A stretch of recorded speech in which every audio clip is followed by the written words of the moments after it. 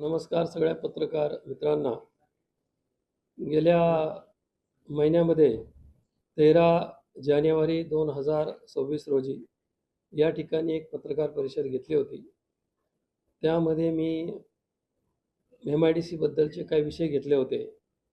Plot number A14, plot number A15 आणि plot number A16 या संदर्भात आपल्याला माहिती दिली होती. शासनाचा 100 करोडचा महसूल आदरणीय मंत्री महोदय गणेशजी नाईक साहेब आणि संदीपजी नाईक यांनी बुडवलेला आहे. तो महसूल त्यांनी भरावा आणि ज्या कामासाठी हा प्लॉट दिलेला आहे त्या प्लॉटचा त्या कामासाठी वापर करावा. चुकीच्या पद्धतीने वापर होत असल्याने MIDCने सदर भूखंड परत घ्यावा अशी माझी मागणी होती आणि या संदर्भात मी पत्रकार परिषद घेतली होती. पत्रकार परिषद घेतल्याच्या नंतर 3-4 ठिकाणी बातम्या आल्या, परंतु 30 लोक होती. कुठेही काही बातम्या जास्त आल्या नाहीत. तर आपण काय गुणावरती नाराज होऊ शकत पण नाही, पण मला वाईट वाटतं त्या गोष्टीचं. असो, काही हरकत नाही. शेवटी लोकशाहीचा चौथा आधारस्तंभ आहे. प्रत्येकाला प्रत्येक स्वातंत्र्य असतं. मी पण पत्रकारितामध्ये अनेक वर्ष काम केले आणि करत पण राहतो. काही वेळेस आपल्याला वरिष्ठांचा दबाव होतो, काही गोष्टी आपल्याला टाकू लागत नाही. त्याच्यामुळे काही गोष्टी असतात. इलेक्शनचा माहोल होता त्यावेळेस, तर आता तर तसं काही नाही आहे. मनमोकळेपणाने मला काही प्रश्न तुम्हाला विचारायचे असतील तर आपण विचारू शकता. परंतु प्रेस कुणी घ्यायला लावली किंवा कोण माझ्या पाठीशी आहे हे असे प्रश्न विचारून म्हणजे उगाच विषयाला वाचा फोडण्यापेक्षा आपला विषय काय आहे आपण त्या विषयाकडं येऊया असं माझं सगळ्यात अगोदर मत आहे. तर जी मी गेल्या वेळेस पत्रकार परिषद घेतली होती त्या पत्रकार परिषद त्यांनी सांगितलं समोरच्या ऑपोजिशनवाल्यांनी की आम्ही त्यांच्या मानहानीचा दावा ठोकू, आम्ही त्यांना नोटीस पाठवू. काही पत्रकार बांधवांना किंवा काय माझ्या ओळखीच्या माणसांना त्यांचे मेसेज आले होते मोरे नावाच्या ॲडव्होकेटकडून. एक महिना मी ती वाट बघितली, अजून 1 महिना 10 दिवस झालं काही नाही. परंतु दरम्यानच्या काळामध्ये मी कोर्टमध्ये ह्या सर्वांच्या विरोधात रिट पिटिशन दाखल केलेली आहे. आता लवकरच ती तारीख लागेल आणि संबंधित लोकांना ती नोटीस मिळेल. या संदर्भाची माहिती एक प्रथम आपल्याला देत आहे.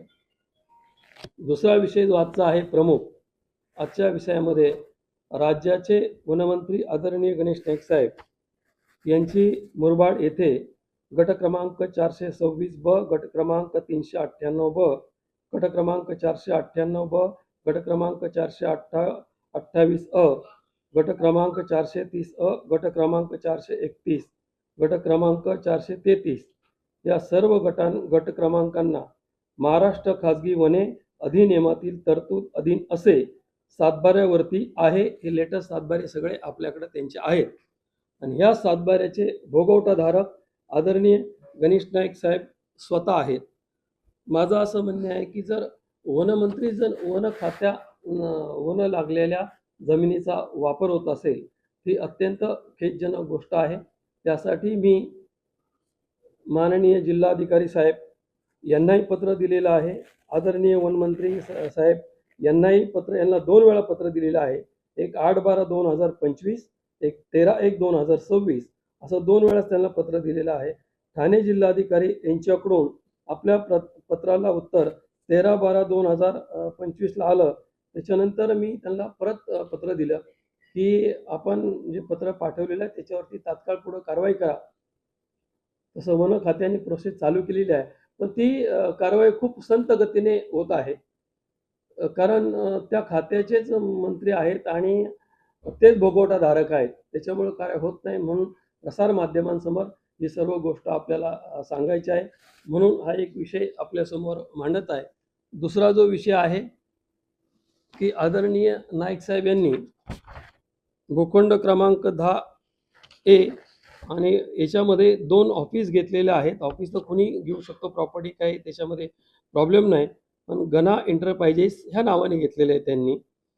त्याच्यामध्ये ऑफिस नंबर 2301 आणि 2302 असे 2 ऑफिस 23 माळ्याची बिल्डिंग आहे. MIDCमध्ये काम धेनू जी त्यांच्या व्हाईट हाऊसला लागून आहे. ह्या सांगायचं तुम्हाला कारण असं की याच्यामध्ये जे त्यांनी रजिस्ट्रेशन डॉक्युमेंट्स ते केलेले आहेत त्या रजिस्ट्रेशन डॉक्युमेंटमध्ये असं आहे, नाईक साहेबांची स्वतः त्याच्यामध्ये सही आहे आणि ज्यांनी ते पैसे दिलेले आहेत, आरटीजीएस केलेलं आहे, ते आरटीजीएस फक्त असं लिहिलेलं आहे त्यांनी की फक्त आरटीजीएस आहे, कुठल्याही बँकेचा उल्लेख नाही, कुठून पैसे गेले त्याचाही उल्लेख नाही. एवढ्या मोठे म्हणजे आदरणीय आहेत, सर्व एवढा मोठा त्यांचा कारभार आहे, परंतु त्यांचं याच्यामध्ये प्रत्येक गोष्टीमध्ये काहीतरी ठेवायचं. आता याच्यामध्ये 59 लाख रुपये 16,140 रुपये दिलेत, फक्त आरटीजीएस लिहिले. आपण कुठेही जर घर वगैरे घेतलं किंवा ऑफिस घेतलं त्याच्यावरती कुठल्या बँकेतून पैसे पाठवतो, काय पाठवतो, याच्यावरती असं काही नाही. असं या दोन्ही पण ऑफिसांमध्ये त्यांनी केलेलं आहे. दुसऱ्या पण ऑफिसमध्ये तसाच प्रकार झालेला आहे, त्याचे इंडेक्स आणि बाकीच्या सगळ्या गोष्टी आलेल्या आहेत, इथे सुद्धा लिहिलेलं आहे त्यांनी.